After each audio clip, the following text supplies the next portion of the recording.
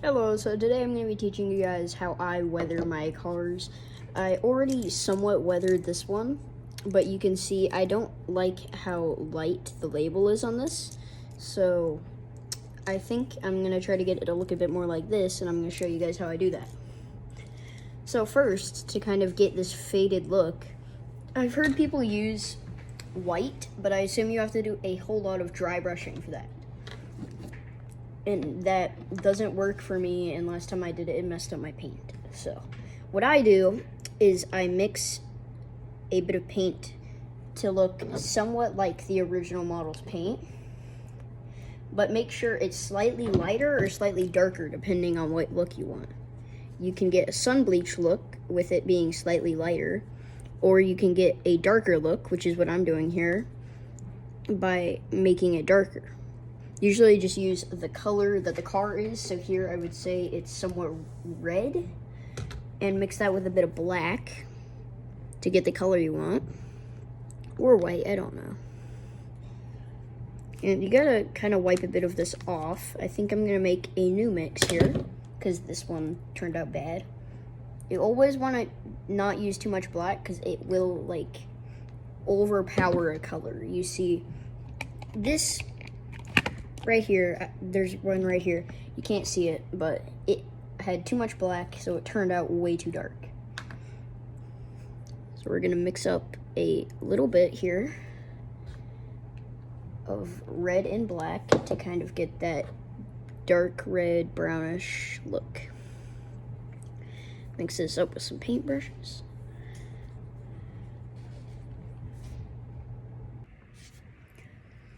Sorry for the cut, I'm just trying to mix up my paints a bit here, as I was not happy with how splotchy and unmixed up that one turned out.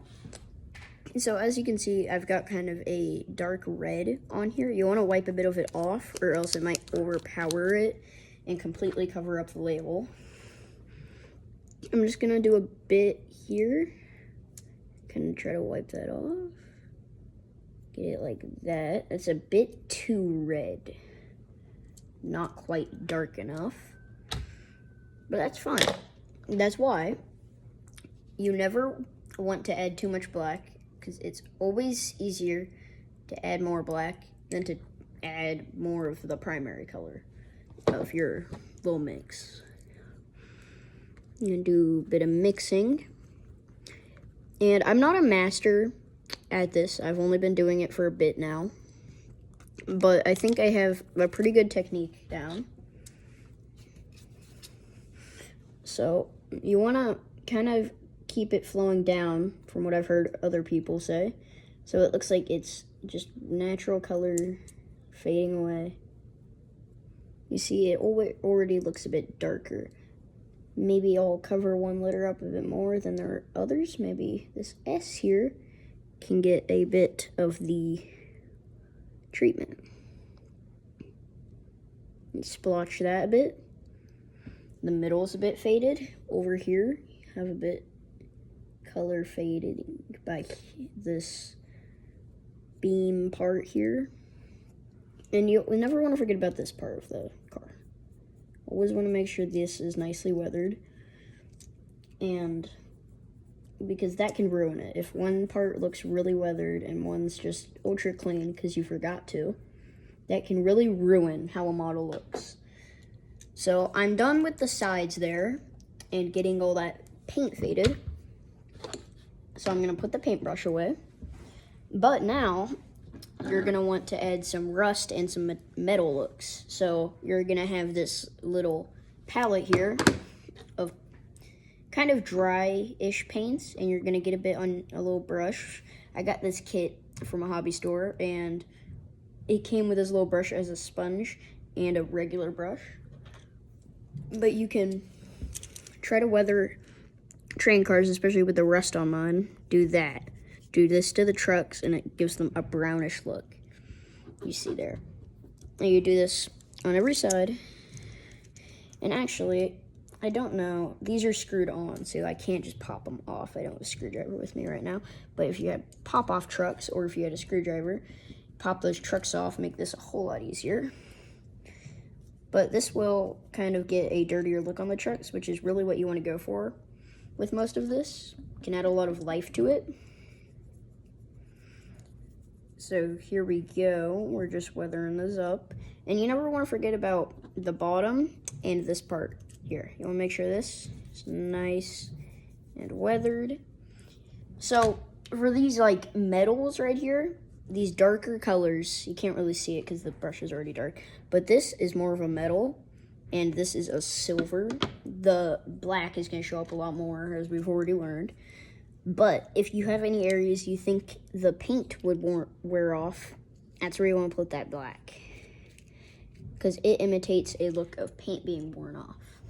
You can also do it on coal cars like I'm doing here, to show kind of coal and coal debris and junk. Yeah, so this car's fairly weathered up here. It's not ultra weathered, but it looks pretty good for what it used to look like. This used to be an old Bachmann car. If you're asking about the coal, this used to be an empty car. And I was gonna do a video on how I add the coal in these, but it just didn't turn out very good, so I scrapped it and never ended up doing it. But I just got some old scenic coal, I put that in there, and that turned out good. But yeah, you get this nice finish here. You do that for a bit, especially with this rust. It doesn't show up very good immediately. Sometimes you want to just brush it along a bit.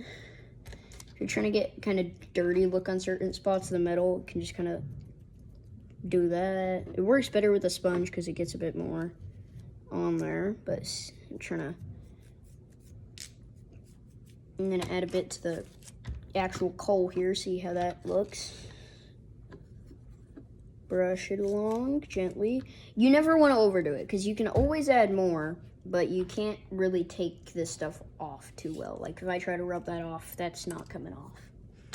So, yep, that is how you turn a cheap old car into a nice, weathered, worn down, used looking car. Bye-bye.